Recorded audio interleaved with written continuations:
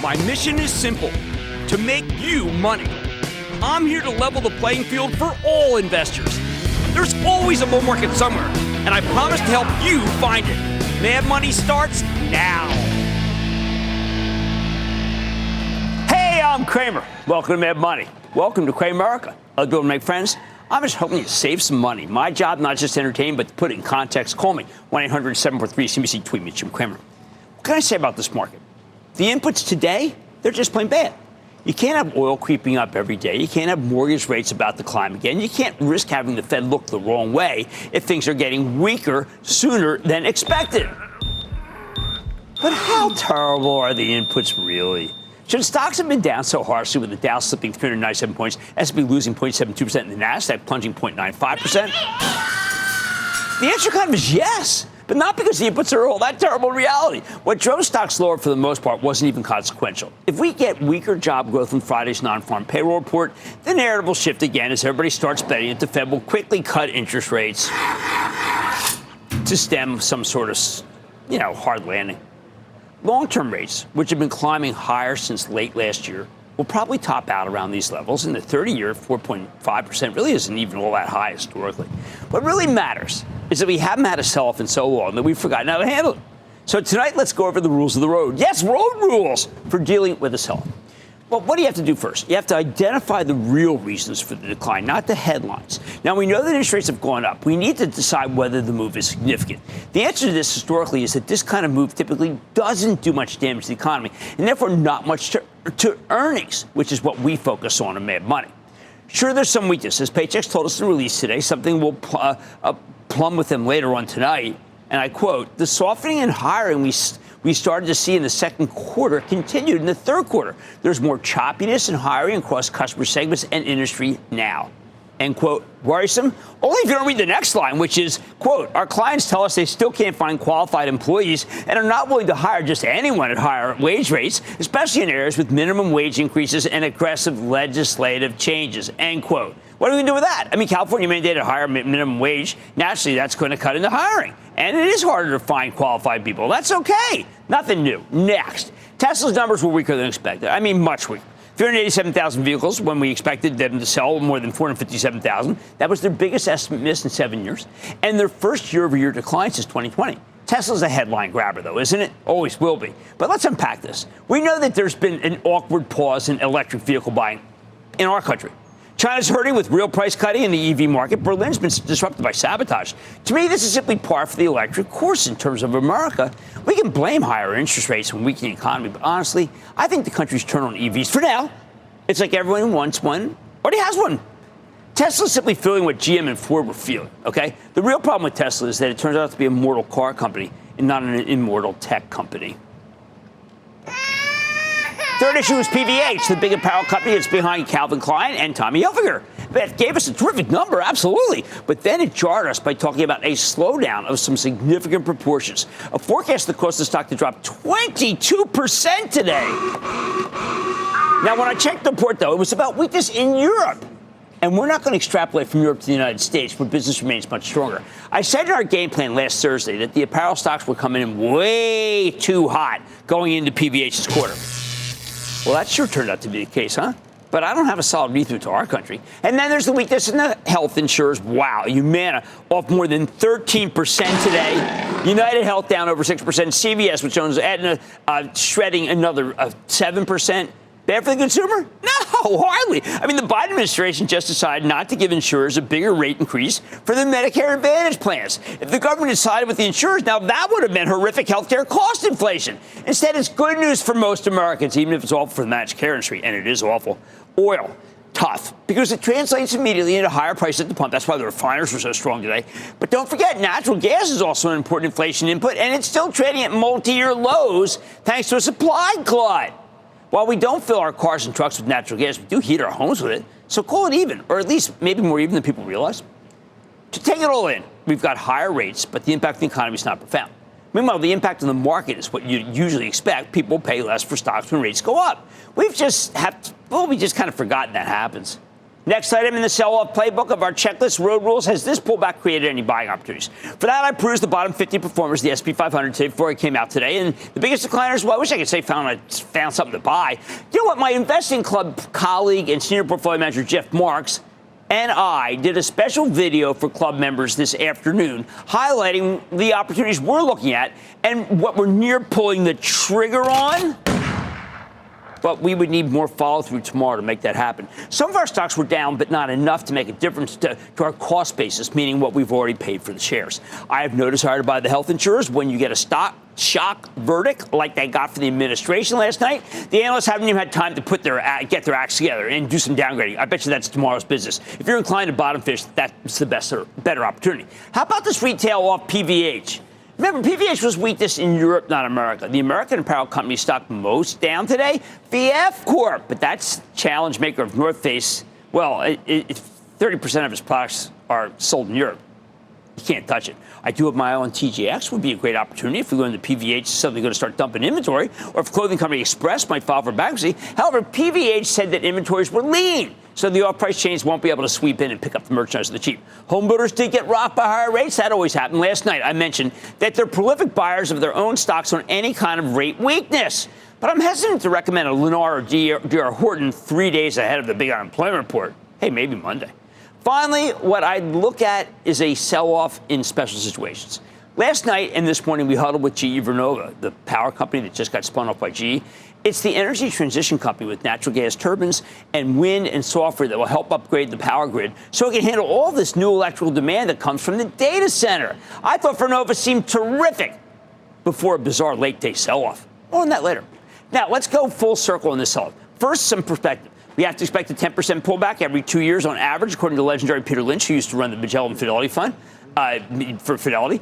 We sure didn't get that right. Second, we didn't see many stocks that were knocked down as part of an overall move in the S&P. Instead, we saw specific pockets of serious weakness. Finally, don't forget the market was overbought coming in on the S&P oscillator that I always rave about. Special deal for any CNBC investing club member who wants it. That means we were due for a pullback, and given that it's still mildly overbought at 2.62%, 2.62 at the close this evening, well, the move might not be over. Bottom line, after a day like today, all you can do is patiently hunker down and wait for lower prices. Somehow, I think we'll get them. Brian in Maryland. Brian. Hey, Maryland, booyah to you. Booyah, right back at you, Brian. What's going on? Hey, I have a question about VRT, Verta. With the new NVIDIA AI chip requiring water cooling, and Vertiv specializing in water cooling data centers, do you think that Vertiv will become the next supermicro computer? Well, here's the problem. Vertiv did anticipate went on with NVIDIA. That's why the stock is up 60%. It does have the legendary Dave Cote as chairman, but I do want to see if it can pull back a little because it's been a straight line, and straight lines do concern me. Let's go to Howard in Maryland. Howard. Booyah, Jim. Booyah, Howard. What's up? Jim, first, I'm calling from the home of Francis Scott Key and the Star Spangled Banner. Wow. I hope everybody's doing okay there. UAA, Under Armour. Will it become a merry-go-round stock, or will it ever prosper once more? Well, I'm always happy to have Kevin Plank on, but it does seem that that's a cutthroat business. And we know that, look, you got Hoka with Deckers, you got Nike not doing well, you got New Balance. It's a dog-eat-dog world that Kevin finds himself in, and that's a tough situation for anybody. Let's go to Kevin in New York. Kevin. Hey, Jim. Thank you for taking my call. Wanted to get your take on Verizon. I've been holding it for a couple of years. I'm at the break-even point. What do you think about its future? I think Verizon is actually getting better. I had been concerned for a while when the stock was at 8% yield that maybe something might be wrong, but no, the company's pulled out. It was just a couple of things that were dogging it, and I think it's a good situation to buy a 6.25% yield with a stock at 42. I like Verizon. Right? Today's sell-off might seem like a perfect opportunity to buy, but I want you to be patient here. I think there are even better prices waiting for us on the horizon. Remember, lower prices are better prices. So Mad Money tonight. The price of cocoa is going absolutely loco. So what are the technicals saying about the future of this hot commodity? And, of course, read through to Hershey. I'm going off the charts to find out. Then Paychecks is out with its small business survey tomorrow, and we're getting an exclusive preview tonight on the state of the backbone of our country. And the new GE is here with the industrial kingpin breaking up into Vernova its GE business, that's called GE Vernova, and GE Aerospace. So where do I come down on the two stocks? I'm breaking it all down. So stay with Cramer. Don't miss a second of Mad Money. Follow @Jim Cramer on X. Have a question? Tweet Cramer. #MadMentions. Send Jim an email to madmoney@cnbc.com or give us a call at 1-800-743-CNBC. Miss something? Head to madmoney.cnbc.com.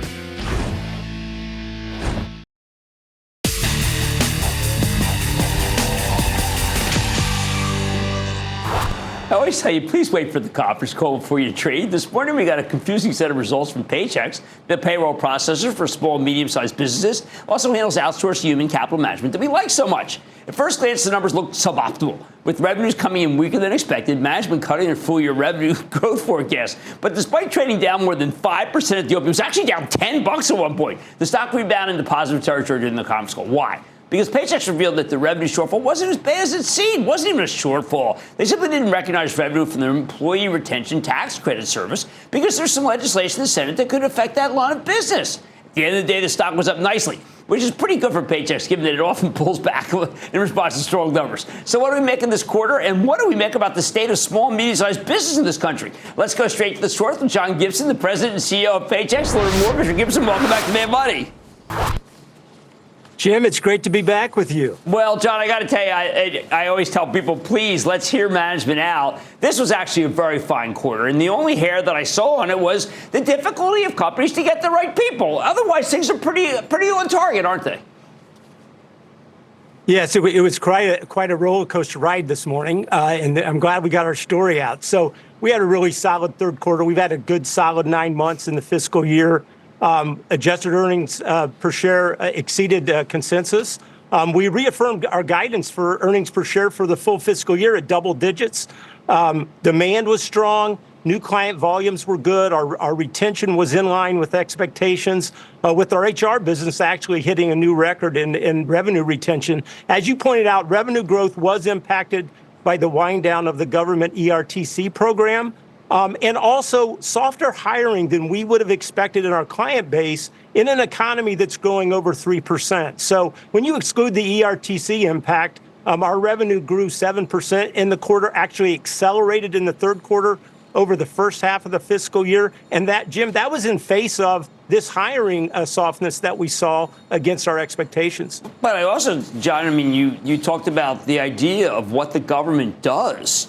I mean, I don't want to pick on the government and a lot of the state, but the number of changes that the government is doing and the inability of a small, medium-sized business company to keep up with it, I think this is one of the secrets of Paychecks. It's just too darn hard to run a business in this country with the government intervening like this. You know, Jim, I will tell you, it is so challenging to be a small business owner today. It's a very challenging labor market, difficult to find quality people. You're dealing with inflation. And then, as you said, you throw on top of that the regulations. It's interesting in our index. Now, Jim, some of the information I'm going to share is exclusive to you and your guests. We're not going to announce the index until tomorrow morning. But in our index, finally in March, we actually saw a slight increase in the job index. In January and February, we're really impacted. We've been going down for 3 months of moderation, and a lot of that was in the West, and a lot of that was concentrated in California, where there's a lot of things going on with minimum wages and additional regulations. We saw about 40 additional minimum wages across the country, and that really put pressure on small business owners. And how did they react? They reacted by not hiring, and they reacted by lowering the number of hours. So, in fact, workers earned less weekly because of the control of hours. Yeah, I mean, economics class told you that would happen, but these guys aren't necessarily focused on that. But let's focus on your survey that is exclusive to us. I'm glad you mentioned that, because wage growth for small business workers continue to moderate, but the national index is really, it's not bad. I mean, if I were the head of the Fed, I would say, you know what, things are going our way. Things are slowing down. The travel and leisure slowed down since pandemic. I mean, to me, it's a report that shows that there's good health in our country. No, absolutely. What I see, Jim, is continued moderation. The things that Fed's been doing is working. We see moderation, but growth in the job market. I think more of the job issue is a supply issue. And as you said, on the wage front, we continue to see that moderate and go down. It was 3.27 in March. But what I look at is look at the weekly earned. Again, it's what you take home that counts. And that's down at 3%. And so I do think what the Fed is doing is working. It has been working. We've seen a steady decline in wage inflation over the past really 12 months.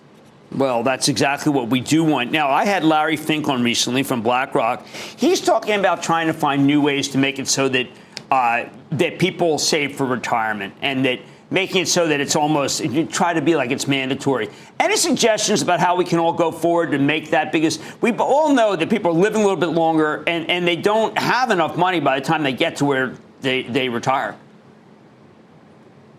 Yeah, you know, Jim, the retirement crisis is something we know a lot about. We're the largest 401k record keeper in the country.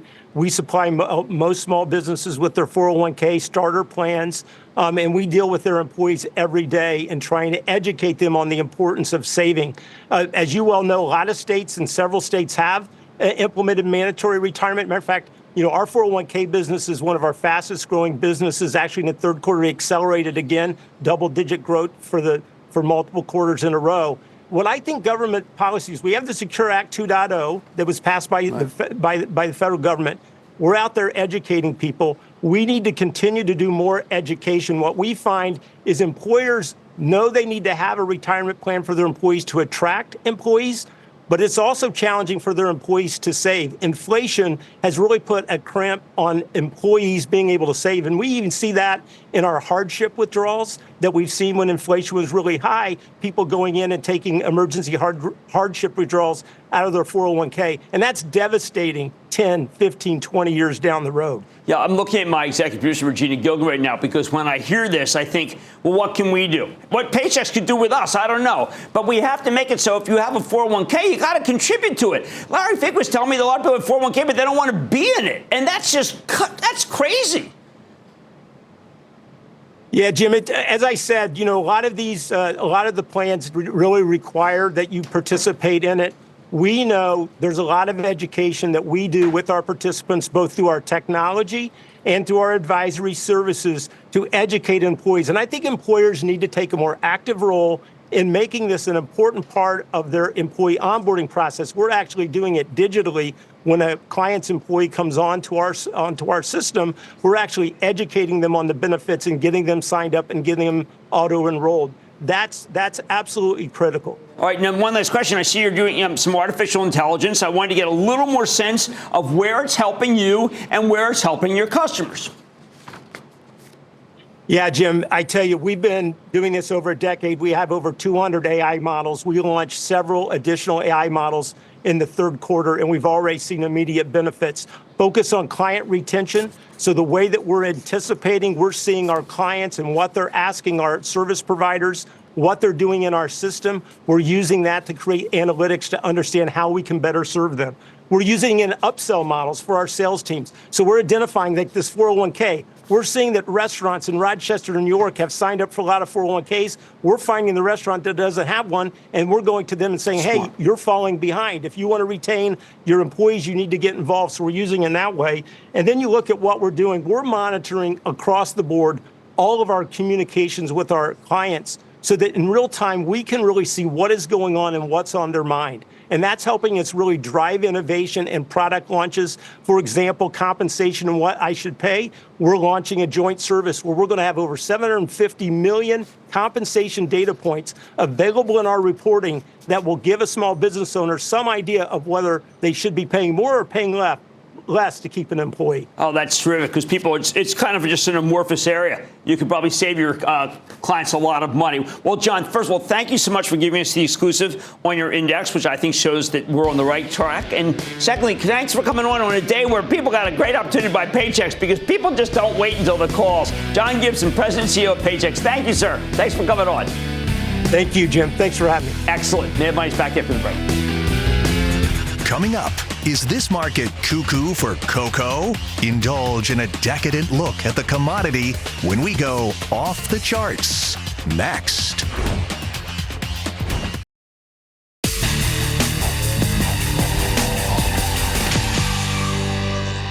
Every now and then, very rarely, you wind up in a situation where a previously boring commodity suddenly gets exciting.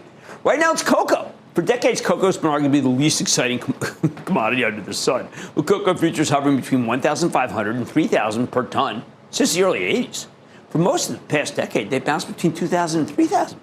Now, though, we've had a supply scare that sent the price of cocoa futures beyond $10,000 per ton in recent days.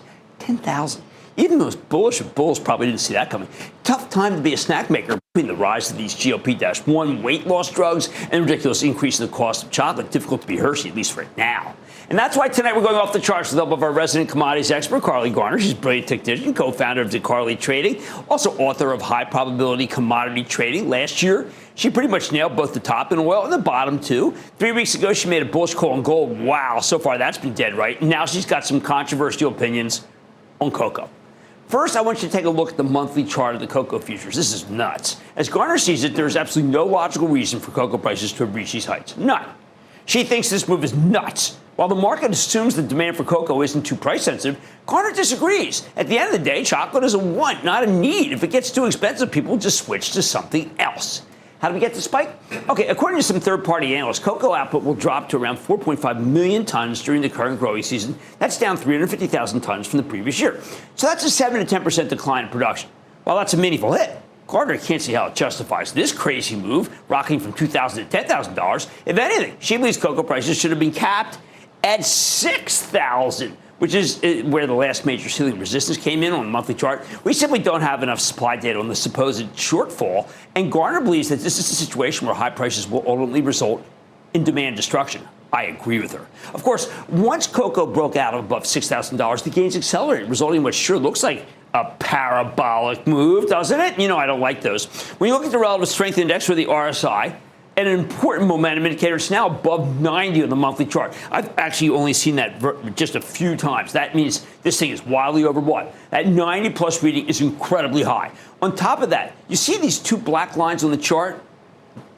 These are the Bollinger Bands that measure volatility. Normally, there's one above the stock and one price and one below the stock price. But cocoa's actually broken out above the Bollinger Band. Statistically speaking, these are two wildly improbable events. Probably a very big short position going awry there. If you're unfamiliar with the Bollinger Bands, they're worth a second of time. There's a visual representation of a typical bell curve. The top band is 2 standard deviations above the 20-month moving average, while the lower band is 2 standard deviations below it. When you see the price of something smashing through the top band, that's important. This tool, developed by John Bollinger, was created, he used to come on CNBC all the time, was created to identify overbought or oversold assets. According to statistical theory, Garner notes that roughly 95% of all price action should occur within the Bollinger Bands. Anytime something's trading outside of the bands, that's a statistical outlier. And in this business, outliers rarely last long. Again, why this thing is temporary. In the case of cocoa, it spent the majority of March trading outside the 2 standard deviation Bollinger Band, and by the tail end of the month, it's traded beyond 3 standard deviations of the 20-month moving average. Again, going by basic statistics, the price action is in anything should be contained within 3 standard deviations about 99.7% of the time. And that's why Garner thinks this action in cocoa is a total anomaly. Although relatively rare, she points out that we've seen this type of commodity overreaction a handful of times since 2020. First was lumber as the economy opened back up after the COVID shutdowns. Same thing happened to crude oil and wheat prices when Russia invaded Ukraine in the spring of 2022. Then natural gas went to statistically absurd levels after the Nord Stream 2 pipeline was sabotaged later that year. In each case, prices eventually came right back down. Garner doesn't know when or where the current cocoa rally will run out of steam, but she knows that in commodity markets, every boom is followed by an inevitable bust. Now, there's something very strange that's happened with cocoa beyond just the price spike. Garner noticed that the risk assets like crude oil or the S&P 500 now seem to be tracking cocoa. Take a look at this daily chart with cocoa in gray, the S&P in green, and oil in black. Kind of interesting. These 3 assets are now settling in the same direction roughly 90% of the time, albeit by different magnitudes. For Garner, this is a sign that something other than the fundamentals of supply and demand is driving the action in cocoa. Maybe the algorithmic traders have created a linkage that shouldn't really exist. What else might be going on here? Okay, cocoa is mainly grown in underdeveloped parts of the world. That's where news and data are often unreliable. Here in America, we got this government agencies charged to collect the supply and demand data on commodities. But less developed countries, they can't really do that. Given that 60% of the world's cocoa comes from Ivory Coast, Ghana, and Indonesia, we just don't have a great insight into this market. Not only do we lack good statistics, but some of these regimes might be eager to release misleading information in order to manipulate the price of the stuff. So Garner says not to take headlines from these places at face value. On top of that, she thinks the cocoa futures are inherently quirky because they trade on the ICE exchange, which doesn't offer round-the-clock trading.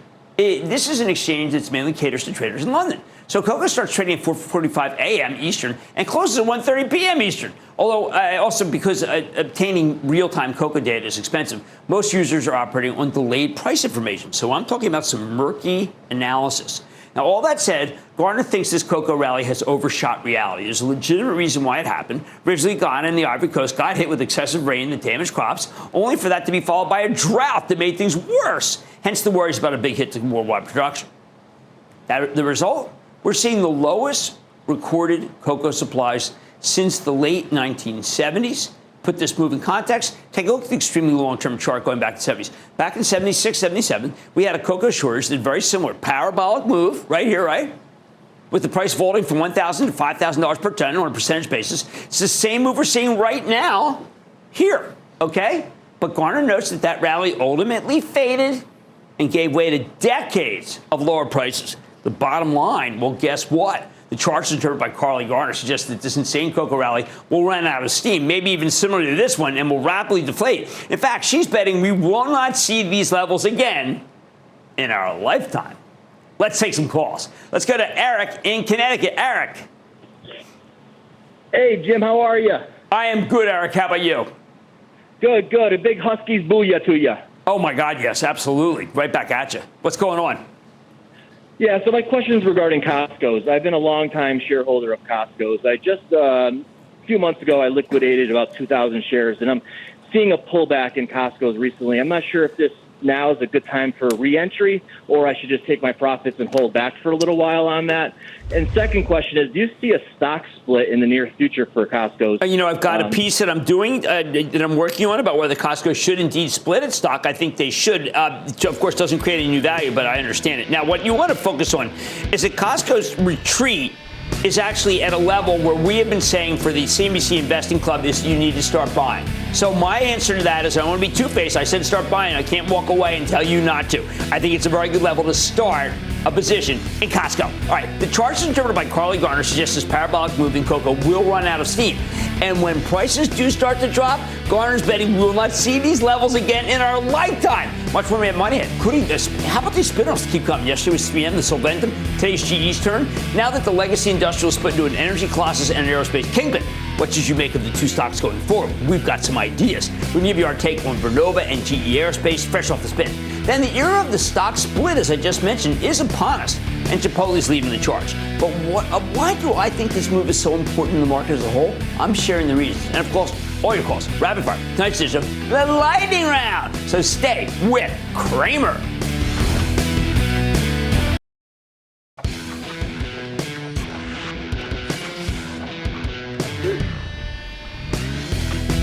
When it rains, it pours. Yesterday, 3M spun off its healthcare business as Solventum, something I talked about last night. And today, General Electric spun off its power business as GE Vernova. This GE breakup was a long time coming in, roughly 2 decades of underperformance. Oh, my God, then Larry Culp comes in, all right, as CEO in 2018. And after stabilizing the business and navigating the early portion of the COVID-19 pandemic, he introduced his vision for how to turn things around. That was in late 2021. He wanted to split the business into 3 separate companies, one for healthcare, one for power, and one for aerospace. He wanted all investment-grade properties. GE Healthcare got spun off at the beginning of last year. You know I like it so much. We bought it for the Travel Trust. Rallied from $54 at the time of the spinoff to $88 today. I have been telling club members that it can go to $100. I like that stock. Meanwhile, GE itself has shot up 150% over the same period. Like I keep telling you, Wall Street loves breakups. Culp's plan to unlock value has already been a tremendous success. But now we need to assess what GE Vernova and the remaining GE Aerospace are worth on their own now that they've split. First, let's talk Vernova. This is a colossus in the energy industry. It makes natural gas turbines. That's right, they call them turbines, not turbines, along with equipment from nuclear, hydroelectric, and steam power. This is the core business, and it throws off a ton of cash. At At the same time, Vernova's got some very big exposure to wind turbines and electrical infrastructure. Whenever you hear about efforts to modernize the power grid, know that these guys are getting a piece of that. And there's a lot of money here. Because Biden's various stimulus packages, especially the bipartisan infrastructure bill, have poured tens of billions of dollars into grid modernization that is so needed. At the same time, the rise of artificial intelligence has created this unheard of demand for electricity because the data centers that power these platforms consume tremendous amounts of power. Electricity demand is now growing at a 5% annual clip, which is huge for GE Vernova. And by the way, the grid hadn't grown at all for like the last 20 years. Putting it all together, the core power business is the workhorse division, contributing the vast majority of the company's earnings and right now throwing off tons of cash, even as it still manages to grow at a mid-single-digit clip. The electrification division is the growth engine, as it's growing at a double-digit clip. And while wind is the obvious laggard for the whole enterprise, I think you could be wrong to give up on it. The onshore wind business has already started to turn a lot of cash there. I bet the offshore wind unit can follow suit, which would allow Vernova's overall wind division to turn a profit next year, but offshore is very hard, okay? As I say, wind power still has a lot of room to run. By the way, it's the greatest renewable source, so we know they're going to put a lot of money in it, and I think that many green energy plays involve wind. Looking forward, GE Vernova's offered some pretty impressive forecasts, both for this year and next year and longer term. This year, the company expects 2 to 5% revenue growth, substantial margin expansion. Vernova sees its earnings before interest, taxes, depreciation, and amortization margin growing from under 2% last year to the high end of the mid-single digits. That's incredible. If you assume that means 6%, and given the revenue guidance, that implies the EBITDA could grow by roughly 200% year over year. And EBITDA is the right metric when you're dealing with this kind of capital-intensive business. Management also sees its free cash flow going from around $100 million last year to somewhere between $700 million and $1.1 billion this year.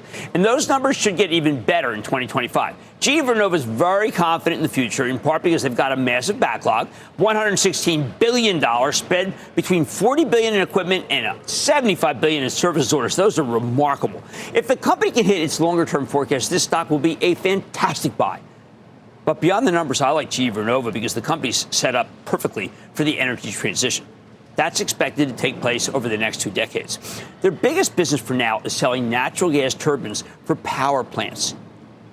Natural gas is already much cleaner than coal and should be the bridge fuel that takes us from fossil fuels to alternatives. It's the decarbonization strategy that a lot of companies have. But even within the power segment, GE has other businesses. They got nuclear, they're trying, hydro, and steam that represent clean energy. Regular viewers know I love nuclear, and nothing's cleaner than hydroelectric power. Over time, these businesses, along with wind, will gradually supplant natural gas turbines in importance. Meanwhile, GE Vernova's electrification business is perfect for this moment when the world desperately needs to build out more infrastructure to keep those data centers running. It doesn't hurt that this company has a pristine balance sheet. I don't know how they did that, but Larry did it. And that stock's joining the S&P 500 out of the gate, which should help alleviate some of the early selling you typically see in some spin-off situations. One of the reasons why I think the stock did so well today. Finally, I am impressed with CEO Scott Strazik, who's made a great case for this company on Wall Street. He was once squawking the street this morning. He was sensational. I love the board of directors. The chairman, Steve Angel, is also the chairman and former CEO of Linde. That's a Cramer Fave industrial gas powerhouse. They've also got Nick Akins. Remember him? He's the former CEO of American Electric Power. And then Arnold Donald, the former CEO of Carnival Cruise. That's how I feel about GE Vernova, the company. What about the stock? I think it's still worth owning, especially since after spending most of the day in positive territory, it tumbled into the close and ended the day down 1.4%. This is very intriguing. There had to have been some sort of program that dumped the stock. While spin-offs often have a lot of volatility in their first few months, I recommend gradually building position in this one if you get a chance to buy it on weakness. Solventum, we said the same thing, that stock got hammered. How about the remainder of GE, which has changed its name to GE Aerospace? Now it's basically a pure play on aircraft. Look, the aerospace division was the crown jewel of the old GE, even when the overall business was in dire straits. GE has a dominant position in engines for both narrow-body and wide-body aircraft, which are the top choices for country travel and international flights, respectively. They do have a fantastic service division with great cash flow. The only concern here is the company's exposure to Boeing, which seems to have forgotten how to consistently make safe planes. But even if Boeing's new plane deliveries get delayed, that boosts demand for aftermarket parts from GE, great business. At the end of the day, the world is desperate for commercial aircraft, and GE makes the best engines. Really, the only serious worry with GE Aerospace, and GE Vernova for that matter, is that GE has already been such an amazing performer over the past 15 months. Some of the upside from this breakup might have already been captured in GE's monster rally. Again, stocks tend to be volatile after a breakup, so there's no need to buy either GE Vernova or GE Aerospace immediately if you don't own them already. Let's wait and see. But the bottom line, both the new GE Aerospace and GE Vernova are worth owning going forward, as long as you're disciplined about building a position. I want you to take your time, don't buy all at once, and wait for a pullback before you truly pounce on what I think will be two terrific long-term winners. Ultimately, I am giving you my okay to do some buying. Mad Money is back after the break. Coming up, hit us with your best shot. An electrified fast-fire lightning round is next.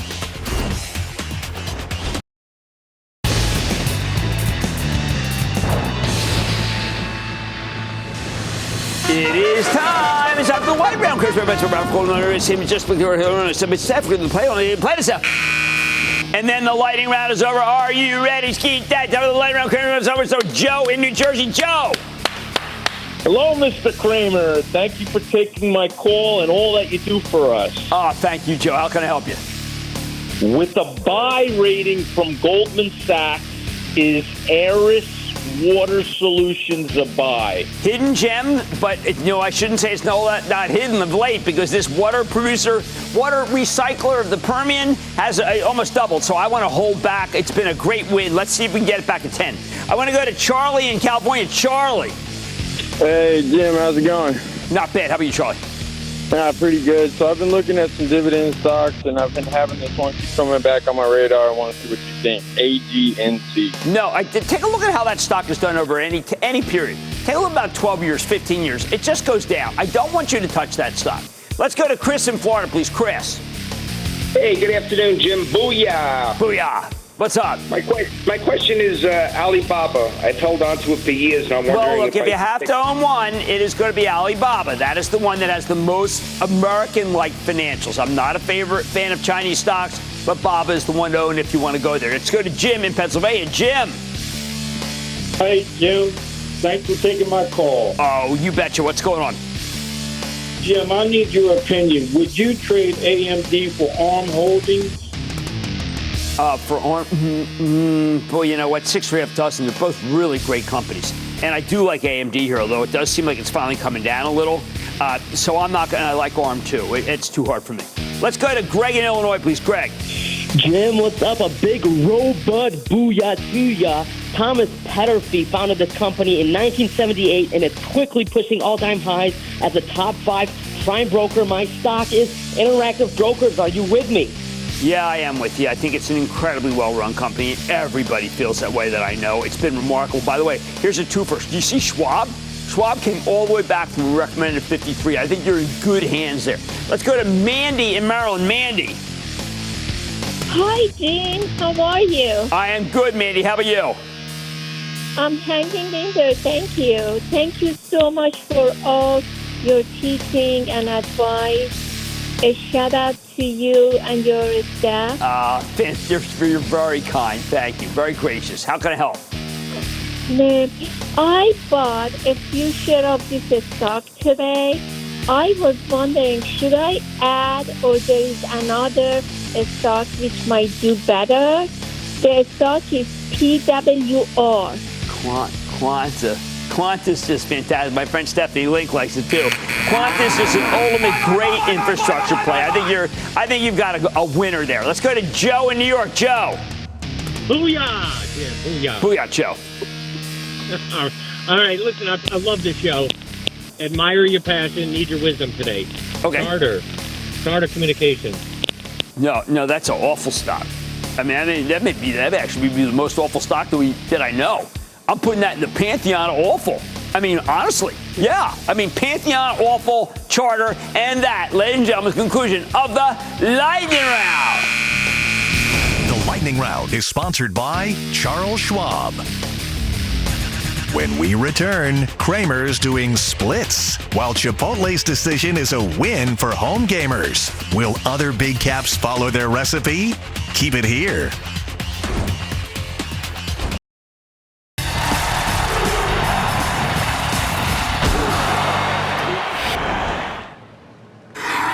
stock splits are meaningless.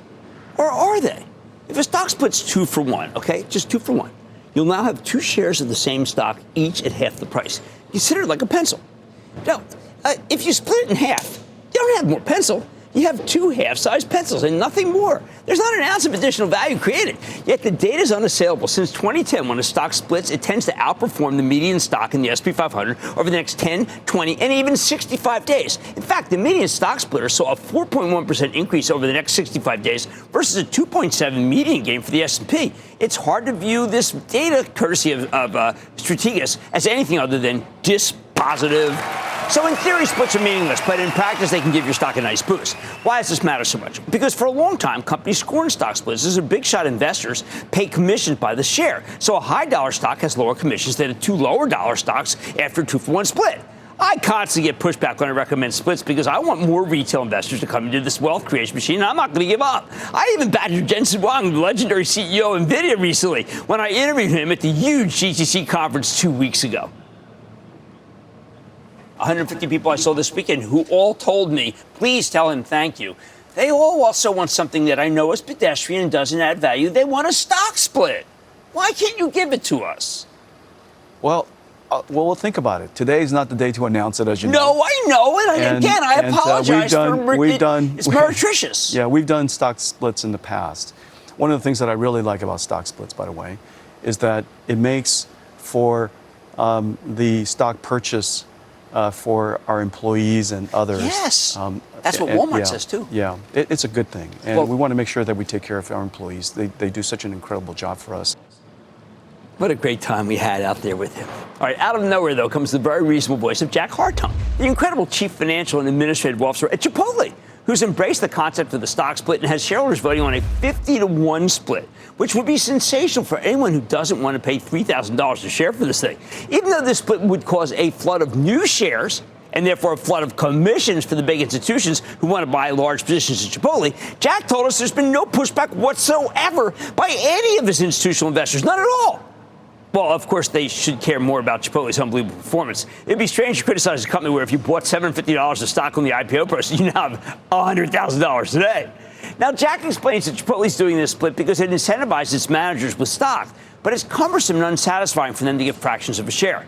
While you can trade fractional shares now, it's probably dispiriting to get that as part of your compensation. As Jack told us,